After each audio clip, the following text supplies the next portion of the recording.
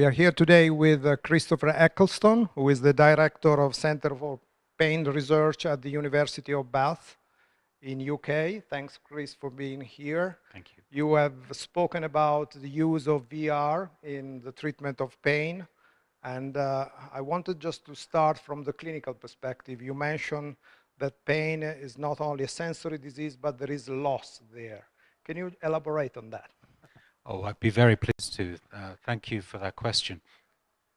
So we tend to get very focused on pain being purely a sensory problem. And of course it is. And it's probably the most common question asked in medicine is, tell me where it hurts. And if you ask people that, they can describe the location, the quality, the duration. They can really describe the pain itself. Pain is so much more than that, especially chronic pain. If you ask different questions of people, then they'll focus on very different answers. They'll talk about all the losses in their lives. It's the everydayness of being in pain that means you start to run out of solutions, and you see the people around you start to look away because they can't help. And then you may lose your job, you start to lose your confidence, you start to lose your ability, you lose your social life, you lose your self-regard, you become depressed. And eventually you might actually start to change who you think you are. So when I think of the patient with chronic pain, yes, I think about the pain, but I think of somebody actively struggling to change their life, but feeling very stuck. So let's move on the clinical research. You did a randomized clinical trial on VR, so that's fascinating. So how did you do that? Yes, it is a bit of a departure, isn't it? So firstly, we've been very active in looking at psychosocial rehabilitation interventions in chronic pain for many years. And the standard of care for rehabilitation in chronic pain management is what's called cognitive behavioral therapy. And the evidence base is very good for various forms of cognitive behavioral therapy. It could be better, but it's very strong. But it relies on face-to-face intervention. Right. It relies on an expert talking with a group and helping people through their experience. So one of the big questions the field has had for a long time is how could we scale access to these types of evidence-based interventions? And virtual reality is one of a number of digital technologies that might help us bring these solutions to patients with pain. So we focused on virtual reality. We created a 6-week intervention in which somebody would be immersed in a whole new environment where they would meet a mentor, a coach who would help them address the problems that they had and start to actively engage in a different world. So it is a very different type of approach. It's very early days. And so it was important to do a randomized control trial. So we compared our new intervention to standard care, which in chronic pain typically means sitting on a waiting list for a long time and getting no care. And we compared it to a sham comparator, a placebo comparator, in which people were entering those immersive environments but were getting no content that was relevant to their experience. So we know from the outcome of this trial that this doesn't just happen, the benefits they get doesn't just happen because they're in a trial. Yeah. That's the The treatment placebo-controlled. And it's not just putting on any old headset. Right. That's the placebo. It's being in this particular intervention. It's early days. I wouldn't want to say that we're revolutionizing the world, but there's a clear signal that this is an interesting direction to go in.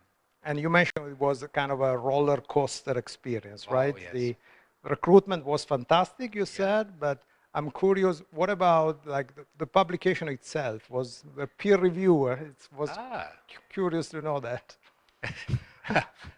A fellow researcher.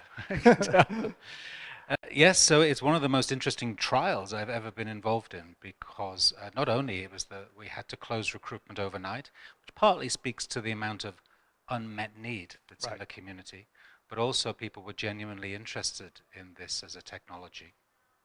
And secondly, there's people wanting to try new things and wanting to get access to any sort of care.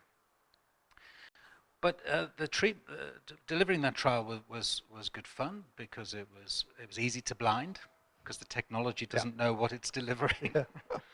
But we had to blind lots of people, so I didn't know what was happening until the end. But you ask about publication. So the peer review was, actually, it was relatively fair, but we had a lot of people who were used to looking at virtual reality can in imagine. acute pain Right. and were slightly confused about the chronic pain. And then we had a lot of people who were what I would call hardcore trialists. Right. So they were pushing us on the measurement and on the statistics. So we had to answer all of those questions. But actually, like all peer review, we don't like it when it happens. At the end, it was published. But it makes it better. So you mentioned during your presentation this concept of this semi-autonomous monitoring intelligence. You introduced that. Can you explain a bit more? And is this going to be implemented soon, or is going to be far away? So we've also published a paper developing this semi-autonomous mentoring intelligence, or SAMI, which is an avatar, an agent that moves around in the immersive space, who engages with you. And we spent a lot of time designing that so that we could create a digital avatar that you can have a relationship with. Sounds rather strange, but actually feels like you're in a relationship with. But it's running automatically. There's no ghost behind the machine. There's nobody running it. So, and it's learning all the time. It's learning from you. It's learning about how you behave and what you want and what you do. But at the moment, it's algorithm driven. But what we'd like to do is to liberate it so that it can become much smarter, so we can personalize it. It's very much our first step into this. Right. And interestingly, we went with a more cartoon-based avatar because we find that at the moment, real people, when they're in avatars, They're still there's kind of this disquieting. Or people don't like it so much. You know. All right. So you also mentioned that this would mean probably a shift in the paradigm of the care for patients with pain. How close or far we are from this? You ask good questions. That's my role. That's your job, right? So we were. So when we wrote a book called European Pain Management, we looked across 38 countries and looked at the history of their pain services, how they were structured and organized, how they were fitted with their healthcare system, how many people they were training to be pain specialists.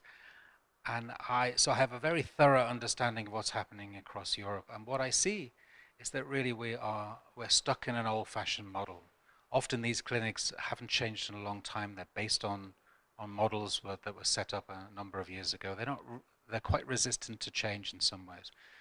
So I think the only way to really scale access to these sorts of interventions for the very large number of people with chronic pain is to build an expert system rather than leave expertise in your head or in my head, is to take that and find a way to represent that in an expert system so that people can access it in multiple ways. Some of them may be very low tech. They could be a community-based educational intervention. Some may be very high tech, like virtual reality.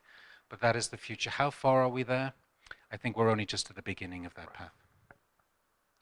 So one final question for you is, from a regulatory perspective, one interesting concept that you mentioned is that we are used to have, build something and then keep it fixed for a long time. Now, with VR and other digital health techniques, you are in the building and testing, continuously. How do you think regulators will react to that? That's a tough challenge for them.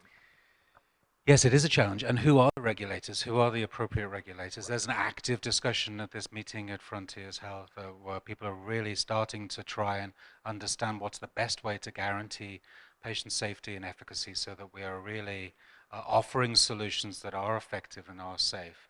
And that's really what that regulatory framework is about. But we do need to adapt. We do need to change, partly because the solutions that we're creating are immediately obsolete as soon as they've been created. They are constantly being updated. A clinical trial done well will cost you 3 million euros at least and take probably 3 years to do. You can't keep doing that in every jurisdiction every single time you want to do something. And it's not necessary to do that. So we need a new regulatory framework. I do think in our conversations with FDA and with the European standards agencies, they're actually very open to that. They can see that. It's very different in different places. Obviously, there are other experts here who know more about the DIGA experience in Germany and know more about what's happening elsewhere. But in general, I'm finding that regulators are intelligent, smart people who really want to get good solutions to people who need them, and they're willing to engage in those conversations. Chris, thank you really for taking the time to talk to us today, and you have done a marvelous presentation today, and good luck for the future of your work. Thank you. Thank you very much.